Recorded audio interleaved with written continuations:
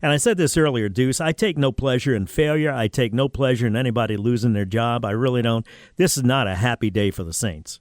Not at all. I mean, not one bit. Mm-hmm. This team doesn't take pleasure in doing this. I mean, but when you look at the last couple of weeks and not even, just taking everything into account, you weren't, I don't want to say you weren't getting better, but the results just weren't happening. So the question is, I'm not a guy to look back a lot, but other than to learn from it and move on, where do the Saints go from here? Have they named an interim, or do we know? No, the team technically hadn't even released what we're talking about at this point now. Okay. So you'll get that release, and I assume Darren Rizzy would be the guy that takes over. He's the assistant head coach. Yeah, he's a special teams coach. I assume that's who would take over. I mean, but technically the team hadn't released anything or, put out anything yet, and you assume that that's going to happen here shortly at some point. But you're in a loop of a lot of different loops. Let's put it that way. There's no doubt in your mind that this is accurate, right? No, you feel pretty good about it being accurate. I mean, too many people, careers and lives are on the line if it's not accurate. So, and the team would have put out something fairly soon once they saw it as well. I mean, and it's been out there for a little while now, so you feel pretty confident that it's fairly accurate. So you got an interim coach, Darren Rizzy. I don't think, I don't know anything about. Tell me about Darren Rizzy. I guess we'll start there with the interim coach. Tell me about him. He would be the one guy that interacts with everybody on the team, and the reason being is because he's the special team coach, and so you're over, offensive and defensive guys. Normally a guy is going to specialize on one side of football, and he normally interacts only with offensive guys, or he normally interacts with defensive guys, but with your special team coordinator, he interacts with everybody. And so for him, it's being able to manage, obviously knowing the rules. He's going to have a good grasp of that. One of the things that he'll be able to and want to sit in with is, from an offensive and defensive standpoint, and then from a defensive standpoint, somebody will have to take over and kind of handle not only from a prep standpoint, but calling plays on game day, because that was one of the things that Dennis Allen did as well. And so from the defensive coordinator or defense coach that calls plays, they've went through some scenarios the last couple of years where I think it was Coach Joe Woods that has done that. And, we'll see if that's the way that Rizzy wants to go, or if he decides to go in a different direction, if he is the head coach. But that would be something else that kind of happens from that standpoint. Rizzy's 54, ironically older than Dennis Allen at 52. When it comes, I don't know if you've been in a situation or not, Deuce, where an interim coach has come in, but what are the first steps that they do? I guess first thing is you got to organize a staff, right? A newly organized staff, and from that point, you better start game planning against Atlanta. Although I presume a lot of that's gone on already. And how much of that do you apply to the new head coach? No, a lot of that is definitely what takes place. And so from a staff standpoint, there's not a lot of change unless you want to, you let another position coach go, or you promote someone that's on the staff already. Very rarely will you bring somebody in from outside of the building at this point, just because you're in season, and they would have to get caught up on player, they would have to get caught up on systems, the whole nine. From that standpoint, I mean, you're not going to implement a whole new system in whatever week we're in with 8 games left on the season. And the other part of it is, all right, this is how we've done things in the past, but this is how we're going to do it going forward. You may see slight changes to that standpoint, but for the most part, I don't want to say a lot changes. There may be tweaks, but not a lot changes. I mean, I don't see you going from, hey, we practice at 10 o'clock in the morning. Now we're going to practice at 1 o'clock in the afternoon. I mean, and so that would be a little bit drastic, but hey, that may be something that happens, but I doubt it. So as a player, what would you want to hear from an interim coach? And as the interim coach, what do you tell a team? How do you approach all of this and address all of this? From a player standpoint, it's really, hey, this is the moment. I mean, and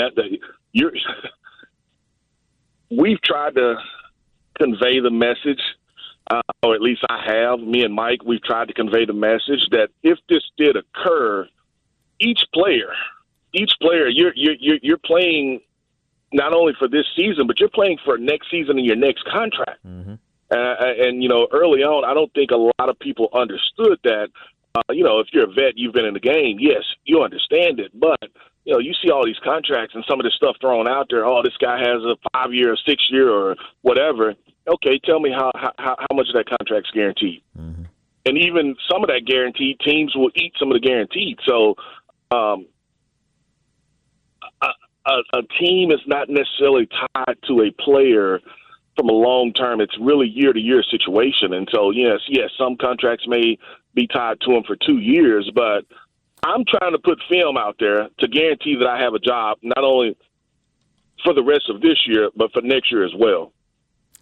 Is it up to Darren Rizzy now, team's 2-7, to win games at this point, or is Mickey Loomis telling him, let's see who's got what? Because I looked at the game, watched the game yesterday, listened to you and Mike and Jeff and Alvin Kamara and Taysom Hill, and you've played the game. You at an extremely high level. These guys got to be hurting at this point in the season, right?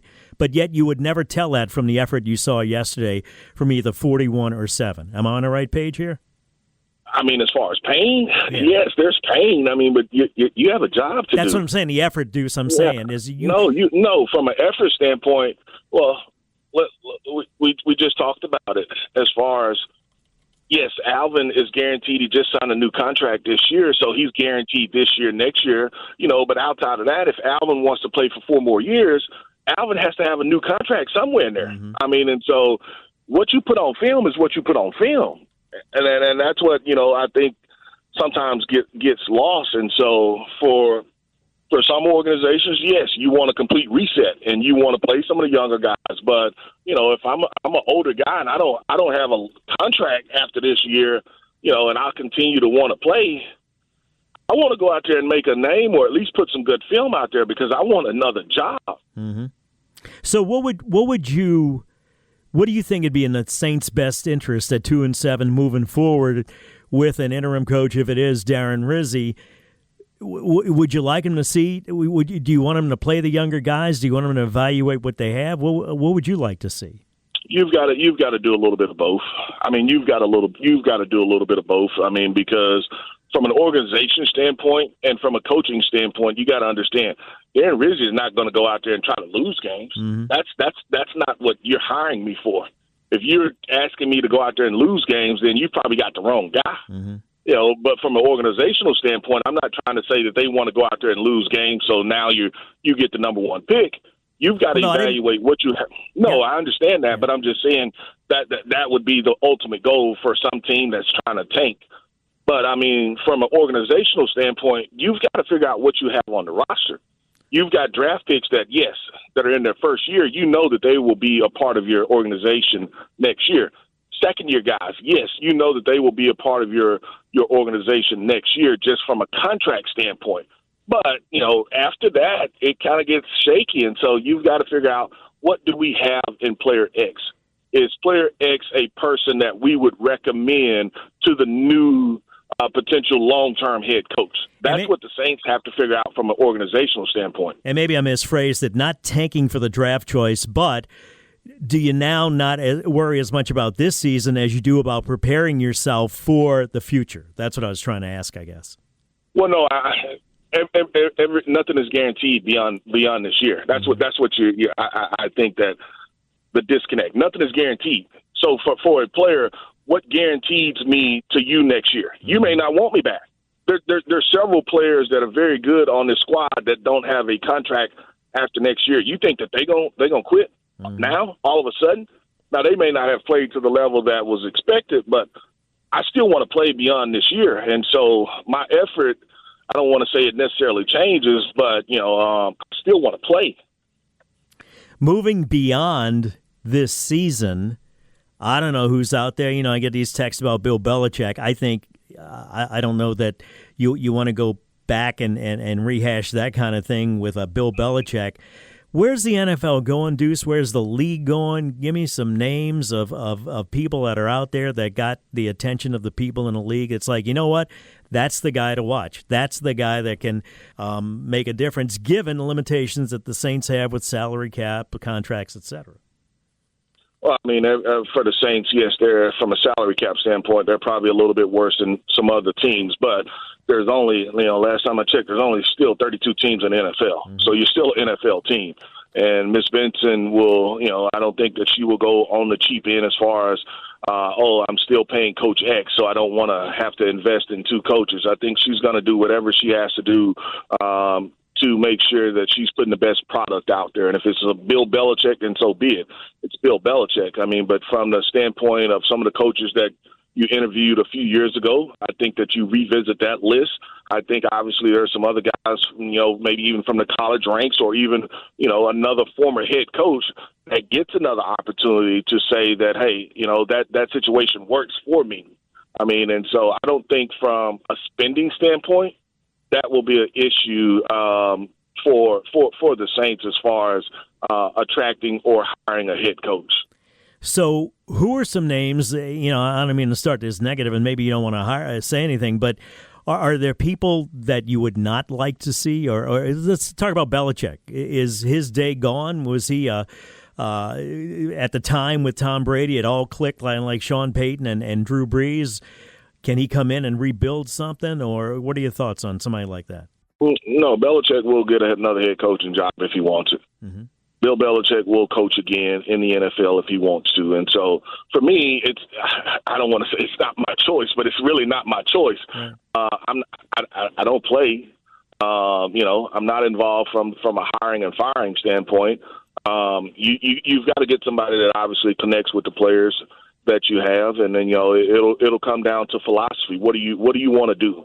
What are you trying to do from an offensive, from a defensive standpoint?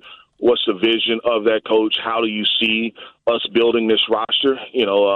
Like you talked about from a salary cap standpoint, you've got to do some work there.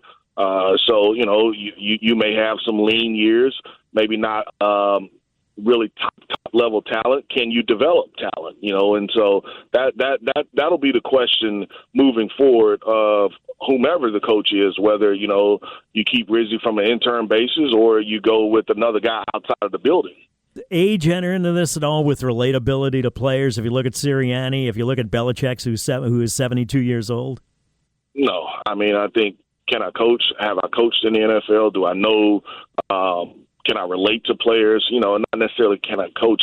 Have I coached in the NFL? They may go with a college guy, but I think that he would have to have some experience in the NFL, at some point, maybe not even from a head coaching standpoint, but he's got some experience dealing with guys on that level. And so I don't think age necessarily factors into it. I think, can I connect with players and can I develop players? That's what you're looking for. So what happens with the Saints defense now? Because was Dennis Allen calling the defense before, or was that a defensive coordinator? No, he was a DC. I mean, Dennis Allen called the defensive plays. Okay. And so that's what they will have to do as far as that is concerned. Somebody else will call the defensive plays, and even maybe from a system standpoint or rotation standpoint, they go with something different. And so that's where Rizzy will step in and have a say, or from a scouting department, they will have a say, because we just pointed to, hey, we need to see what we have in player X. Is player X a part of our long-term future? So that's some of the stuff that they kind of have to figure out. When it comes to an NFL head coach, is it about the actual teaching of the players? Is it about overseeing the staff that you have to teach the players? Where does motivating the players end up in all of this? And when you talk about an NFL coach that's successful, what are they doing that perhaps DA was not able to do?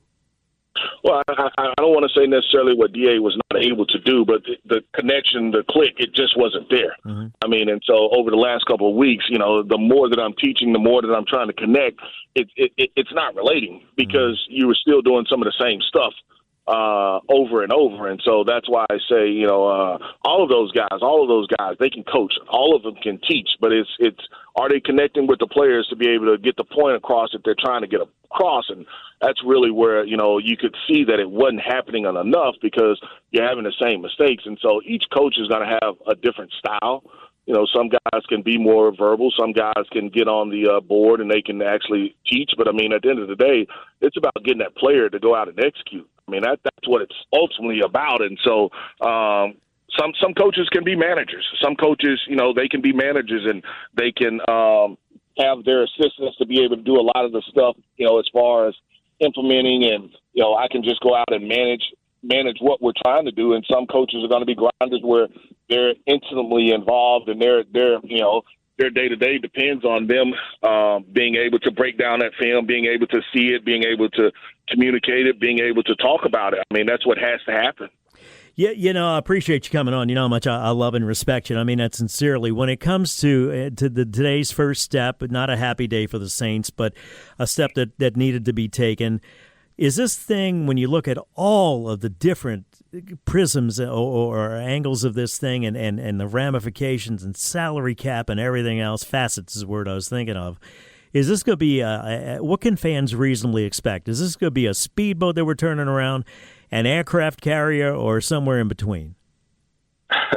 Change brings about something. We'll see if it's good or bad. Mm-hmm. I don't know if it immediately dictates wins, but you could see something had to happen because, like I said, you were steadily making the same mistakes. And whether, Coach Allen's voice, whether it was another voice that the players were not responding to, the response just was not there. And so I think from a player standpoint, it shows that they hear you, they see you. Now, at some point, it's up to you. Because the staff had flipped over on the defensive side. The staff had flipped over on the offensive side. Now the staff flips over at the head coaching position. Well, you know what's next, right? Mm-hmm. You, I would never call an NFL player out because I don't know. No. So what would be the last step? Players, you mean? I flipped over my defensive staff. I flipped over my offensive staff. I've gotten rid of the head coach. Players, right? What's the next piece? There you go. Yeah, so what I was saying is, and that's what I was leading to, and I'll let you go after this, is that I would never pretend to call out an NFL player because I don't know what I don't know. You played the game at the highest level, at a very high level. I don't want you to call out numbers. I don't want you to call out anybody. But through your eyes, have you seen... Tommy, this is what I'll say. Just turn the film on. All right. The film speaks for itself. So would you expect to see... I don't have to call out one number. Look at the film. The film speaks for itself. So you think and if the player is being real and the coach sees it as well, you can only BS for so long. The film speaks.